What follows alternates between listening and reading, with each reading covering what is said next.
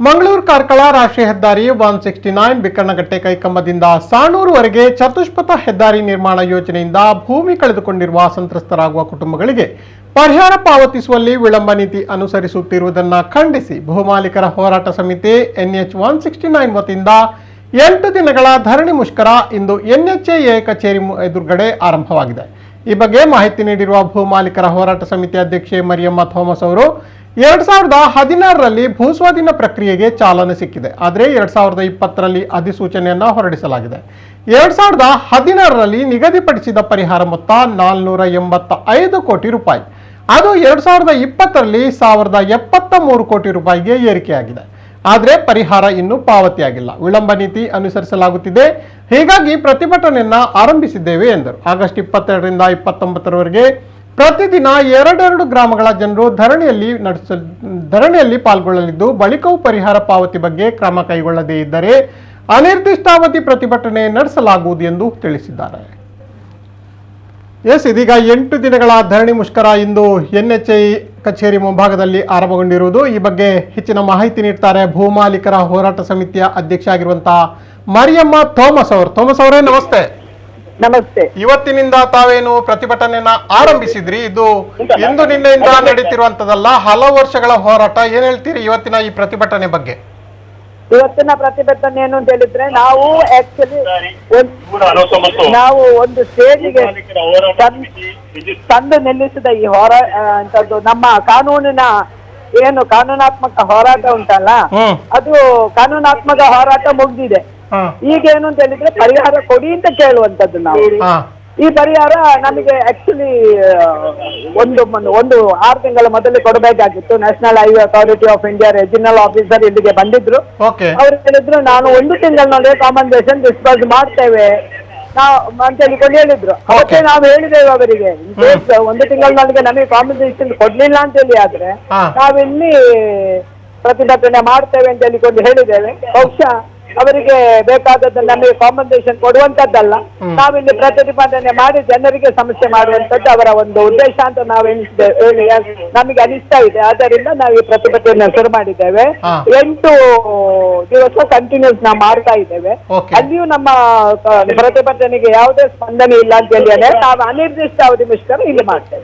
ಇದೀಗ ಈ ನಿಮ್ಮ ಪರಿಹಾರ ಏನಿದೆ ಮೇಡಮ್? ಈಗ 2016ರಲ್ಲಿ ನಿಗದಿಪಡಿಸಿದ ಪರಿಹಾರ ಮೊತ್ತ ಇದ್ದದ್ದು 485 ಕೋಟಿ ರೂಪಾಯಿ. 2020ರಲ್ಲಿ ಅದು 1073 ಕೋಟಿ ರೂಪಾಯಿಗೆ ಏರಿಕೆ ಆಗಿದೆ. ಈಗ ಪ್ರಸ್ತುತ ಅದರ ಮೌಲ್ಯ ಎಷ್ಟಕ್ಕೆ ಮುಟ್ಟಿದೆ ಅಂತ ಕೇಳುದಿಲ್ಲ. ಈಗ 2016ರಲ್ಲಿ ನಿಗದಿಪಡಿಸಿದ ಪರಿಹಾರ ಮೊತ್ತ ಇದ್ದದ್ದು 485 ಕೋಟಿ ರೂಪಾಯಿ. ಆಮೇಲೆ 2020ರಲ್ಲಿ 1073 ಕೋಟಿ ರೂಪಾಯಿಗೆ ಏರಿಕೆ ಆಯಿತು. ಈಗ 23ರಲ್ಲಿ ಅದೇ ಪರಿಹಾರ ಮೊತ್ತದಲ್ಲಿ ಇದೆಯಾ ಅಲ್ಲ? ಇದೀಗ ಪ್ರಸ್ತುತ ಮೊತ್ತ ಎಷ್ಟಾಗಿದೆ ಅಂತ ಹೇಳಿ? ಹೌದು, ಡಿಫರೆನ್ಸ್ ಆಗಿದೆ. 483ರಿಂದ 1073 ತುಂಬಾ ಡಿಫರೆನ್ಸ್ ಬಂದಿದೆ. ಅಂದ್ರೆ ವಿಳಂಬ ಆದಷ್ಟು ಸರ್ಕಾರಕ್ಕೆ, ಹೆದ್ದಾರಿ ಪ್ರಾಧಿಕಾರಕ್ಕೆ ಕಷ್ಟ ಆಗುದಲ್ಲ, ಬರ್ಡನ್ ಜಾಸ್ತಿ ಆಗುದಲ್ಲ. ಆದ್ರೂ ಇವರಿಗೆ ಅದಾಗ್ಲೇ ಕೊಟ್ಟು ಮುಗಿಸಬಹುದು. ಸರ್ಕಾರದ ವ್ಯಾಲ್ಯೂಯೇಷನ್ ಅನ್ನೇ ನಾವು ಕೇಳ್ತಾ ಇದ್ದೇವೆ ಹೊರತು ನಾವು ಏನು ಎಕ್ಸ್ಟ್ರಾ ಕೊಡ್ತೇವೆ. ನಾವು ಪ್ರತಿಭಟನೆ ಶುರು ಮಾಡಿದ್ದೇವೆ ಇಲ್ಲಿ. ಇದು ಮರಿಯಮ್ಮ ಥೋಮಸ್ ಅವರು, ಅಂದ್ರೆ ಈ ಭೂಮಾಲೀಕರ ಹೋರಾಟ ಸಮಿತಿಯ ಅಧ್ಯಕ್ಷ ಏನು ಮರಿಯಮ್ಮ ಥೋಮಸ್ ಇದ್ದಾರೆ. ಅವರು ಈ ಪ್ರತಿಭಟನೆಯ ಮುಂಚೂಣಿಯನ್ನು ವಹಿಸಿಕೊಂಡಿರುವವರು ಅಂತರು. ಮಂಗಳೂರು ಕಾರ್ಕಳದ ರಾಷ್ಟ್ರೀಯ ಹೆದ್ದಾರಿ ಏನು 169ರ ಬಿಕ್ಕಣ್ಣಕಟ್ಟೆ ಕೈಕಂಬದಿಂದ ಸಾಣೂರುವರೆಗೆ ಚತುಷ್ಪಥ ಹೆದ್ದಾರಿ ನಿರ್ಮಾಣ ಯೋಜನೆಯಿಂದ ಇಲ್ಲೇನು ಭೂಮಿ ಕಳೆದುಕೊಂಡಿದ್ರು, ಇಲ್ಲಿ ಭೂಮಿ ಕಳೆದುಕೊಂಡಿರುವಂತಹ ಸಂತ್ರಸ್ತರಿಯ ಕುಟುಂಬಗಳಿಗೆ ಇನ್ನೂ ಕೂಡ ಪರಿಹಾರ ಪಾವತಿ ಮಾಡಲಾಗಿಲ್ಲ. ಇದನ್ನು ಖಂಡಿಸಿ ಇವತ್ತಿನಿಂದ ಪ್ರತಿಭಟನೆ 8 ದಿನಗಳ ಕಾಲ ಧರಣಿ ಮುಷ್ಕರ ಆರಂಭಗೊಂಡಿದೆ. ಒಂದು ವೇಳೆ ಏನು ಪರಿಹಾರ ಇವರಿಗೆ ದೊರಕದೇ ಇದ್ದಲ್ಲಿ ಮತ್ತೆ ಅನಿರ್ದಿಷ್ಟಾವಧಿ ಪ್ರತಿಭಟನೆ ನಡೆಸ್ತೇವೆ ಅಂತ ಹೇಳಿ ಅವರು ಇದೀಗ ಹೇಳಿದ್ದಾರೆ. 2025ಲ್ಲಿ ಅವರು ನಮಗೆ ಕಾಂಪನ್ಸೇಷನ್ ಕೊಡುವಂಥದ್ದು 2020 ರೇಟ್. ಬಟ್ ಸ್ವಾಮಿ, ನಾವು ಕೇಳುವಂಥದ್ದು, ಅಧಿಕಾರಿಗಳಲ್ಲಿ ಕೇಳುವಂಥದ್ದು, ನಮ್ಮ ಜನಪ್ರತಿನಿಧಿಗಳಲ್ಲಿ ಕೇಳುವಂಥದ್ದು ಏನು ಅಂತ ಹೇಳಿದರೆ, ಇನ್ ಕೇಸ್ 2023 ಆಯಿತು, 24, 25 ತನಕ ಇವರು ಕಂಡು ಹೋದರೆ ನಾವು ಈಗ 25ನೇ 2023ಯಲ್ಲಿ ತಿರ್ಗ ಸರ್ಕಾರ 30% ಜಾಸ್ತಿ ರೇಟ್ ಜಾಸ್ತಿ ಮಾಡಿದ್ದಾರೆ ಭೂಮಿಗೆ.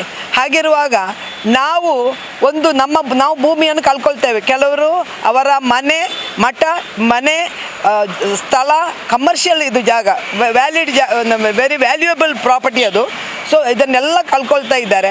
ಅವರು ಒಂದು ಮನೆ ತಗೊಳ್ಳಿಕ್ಕೆ, ಅವರಿಗೆ ಒಂದು ಮನೆ ಮಾಡಲಿಕ್ಕೆ, ಇಲ್ಲಾಂದರೆ ಒಂದು ಮನೆ ಕಟ್ಟಲಿಕ್ಕೆ ಅವರಿಗೆ ಈಗ ಏನು ಸರ್ಕಾರ ಕೊಡ್ತಾ ಇದೆ ಆ ಕಾಂಪನ್ಸೇಷನ್ ಬರುವ ಇನ್ನೊಂದು ವರ್ಷ ಬಿಟ್ಟರೆ ಗ್ಯಾರಂಟಿ ಸಾಧ್ಯ ಆಗೋದಿಲ್ಲ. ಅಲ್ಲದೆ ಹೈಕೋರ್ಟ್ ಆದೇಶ ಮಾಡಿದೆ, immediate as per the first award ಉಂಟು, ಫಸ್ಟ್ ಅವಾರ್ಡ್ ಪ್ರಕಾರ ಕಾಂಪನ್ಸೇಷನ್ ಕೊಡಬೇಕು ಅಂತ ಹೇಳಿಕೊಂಡು ಹೈಕೋರ್ಟ್ ಆದೇಶ ಮಾಡಿದೆ. ಆದರೆ ಇವತ್ತಿನ ತನಕ ಹಣ ಬಿಡುಗಡೆ ಮಾಡುವುದಾಗಲಿ, ನಮ್ಮ ಜನರನ್ನು ಕರೆದು ಅವರಿಗೆ ಕೊಡಬೇಕಾದ ಪರಿಹಾರವನ್ನು ಕೊಡಲಿಕ್ಕೆ ಶುರು ಮಾಡಲಿಲ್ಲ. ಮೀನುವಾಯಿಲ್ಲ ಕೆಲವು ವಿಲೇಜಿಗೆ ಸಂಬಂಧಪಟ್ಟ ಹಾಗೆ ಇವರು ಡಿಸ್ಟ್ರಿಕ್ಟ್ ಕೋರ್ಟಿಗೆ ಅಪೀಲ್ ಹೋಗಿದ್ದಾರೆ. ಯಾಕೆಂದರೆ ಇದು ವಿಳಂಬ ನೀತಿಯನ್ನು ಅನುಸರಿಸುವಂಥದ್ದು. ಬಹುಶಃ ಇವತ್ತು ಏನು ನಮ್ಮ ಈ ಪ್ರೊಟೆಸ್ಟಿಗೆ ಜನ ಬರಲಿಕ್ಕಿತ್ತು, ಅವರು ಇವತ್ತು ಕೋರ್ಟಲ್ಲಿ ಕುಲಶೇಖರದಿಂದ ಹಿಡಿದು ನಂತೂರು ತನಕ ಟ್ರಾಫಿಕ್ ಕಂಪ್ಲೀಟ್ಲಿ ಜಾಮ್. ಅವರಿಗೆ ಬರಲಿಕ್ಕೆ ಬಂದು ಮುಟ್ಟಲಿಕ್ಕೆ ಇನ್ನೂ ಕೆಲವರು ನಂತೂರಲ್ಲಿ ಸಿಕ್ಕಿ ಹಾಕ್ಕೊಂಡಿದ್ದೇವೆ, ಕೆಲವರು ಅಂಥದ್ದು ಕುಲಶೇಖರದಲ್ಲಿ ಟ್ರಾಫಿಕ್ ಜಾಮ್ ಆಗಿ ಇಲ್ಲಿ ಇದ್ದೇವೆ ಅಂತ ಹೇಳಿಕೊಂಡು ಹೇಳುವಂಥದ್ದು. ಸೊ ನಾವು ಇಲ್ಲಿಯ ಲೋಕಲ್ಸ್, ಬಹುಶಃ ಅಧಿಕಾರಿಗಳು ಬರುವವರು ಹೊರಗಿನವರು ಇರ್ಬೋದು, ಬರ್ಬೋದು, ಹೋಗ್ಬೋದು. ಬಟ್ ನಾವು ಇಲ್ಲಿಯ ಜನರು, ಇಲ್ಲಿ ಹುಟ್ಟಿ ಬೆಳೆದವರು, ಇದು ನಮ್ಮ ಮಂಗಳೂರು. ನಮಗೆ ಬೇಕು, ರಸ್ತೆ ಕೂಡ ಬೇಕು. ಜನರು ಅಂಥದ್ದು ಇಷ್ಟು ಮಂಗಳೂರು ನಂತೂರಿನಲ್ಲಿ ಆಗುವ ಟ್ರಾಫಿಕ್ ಜಾಮ್ ಬಹುಶಃ ಎಲ್ಲರೂ ನಾವು ಅನುಭವಿಸ್ತಾ ಇದ್ದೇವೆ. ನಿಮಗೂ ಎಲ್ಲರಿಗೂ ಗೊತ್ತಿರುವಂಥದ್ದು. ಸೊ ಈ ರೋಡು ಇಮಿಡಿಯೇಟ್ ಭೂ ಸ್ವಾಧೀನಪಡಿಸಬೇಕು, ಪರಿಹಾರ ಕೊಡಬೇಕು, ಭೂ ಸ್ವಾಧೀನಪಡಿಸಬೇಕು, ರಸ್ತೆ ಕೂಡ ಕೂಡಲೇ ಆಗಬೇಕು ಅಂತ ಹೇಳಿಕೊಂಡು ನಾವಿವತ್ತು ಸಾಂಕೇತಿಕವಾಗಿ 8 ದಿವಸಗಳ ಧರಣಿ ಮಾಡ್ತಾ ಇದ್ದೇವೆ. ಗುರುಪುರದಲ್ಲಿ ಮುಖ್ಯವಾಗಿ ಅಡ್ಡೂರು ಅಲ್ಲಿ ಈಗಲೇ ಇರುವಂಥ ಒಂದು ಬ್ರಿಡ್ಜ್ ಇದೆ. ಸುಮಾರು 4 ವರ್ಷ ಮೊದಲು 42 ಕೋಟಿ ರೂಪಾಯಿ ಖರ್ಚು ಮಾಡಿ ಒಂದು ಬ್ರಿಡ್ಜ್ ಮಾಡಿದ್ದಾರೆ. ಆ ಬ್ರಿಡ್ಜನ್ನು ಬಿಟ್ಟು ಹೊಸದಾಗಿ ಮತ್ತೆ 2 ಬ್ರಿಡ್ಜ್ ಮಾಡಲಿಕ್ಕೆ ಹೊರಟಿದ್ದಾರೆ. ಅಡ್ಡೂರಿನಿಂದ ಮೇಲೆ ಉಲಿಪಾಡಿವರೆಗೆ ಸುಮಾರು 5.5 ಕಿಲೋಮೀಟರ್ ರಸ್ತೆಯನ್ನು ಹೆಚ್ಚು ಮಾಡಿದ್ದಾರೆ. ಮೊದಲಿದ್ದ ಸೂಚನೆಯಂತೆ ಮಾಡಿದರೆ ಸುಮಾರು 2.5 ಕಿಲೋಮೀಟರ್ನಲ್ಲಿ ಮೇಲೆ ಗುರುಪುರದಿಂದ ಉಲಿಪಾಡಿಗೆ ಮುಟ್ಬೋದಿತ್ತು. ಅದು ಈಗ ಜಾಸ್ತಿ ಆಗಿದೆ. ಹಾಗೆ ಕುಲಶೇಖರದಿಂದ ಕಾರ್ಕಳದವರೆಗೆ ಒಟ್ಟು 45 ಕಿಲೋಮೀಟ್ರು, ಅದನ್ನು ಒಂದು 3ರಿಂದ 4 ಕಿಲೋಮೀಟ್ರ್ ಉಳಿಸ್ಬೋದಿತ್ತು. ಅಡ್ಡೂರಿನಲ್ಲಿ ಸುತ್ತಿ ಬಳಸಿ ರಸ್ತೆ ಹೋಗಿರೋದ್ರಿಂದ ಖರ್ಚು ಕೂಡ ಜಾಸ್ತಿ ಆಗಿದೆ. 1 ಕಿಲೋಮೀಟ್ರಿಗೆ ಸುಮಾರು 30 ಕೋಟಿಯಷ್ಟು ದುಡ್ಡು ಜಾಸ್ತಿ ಆಗ್ತದೆ.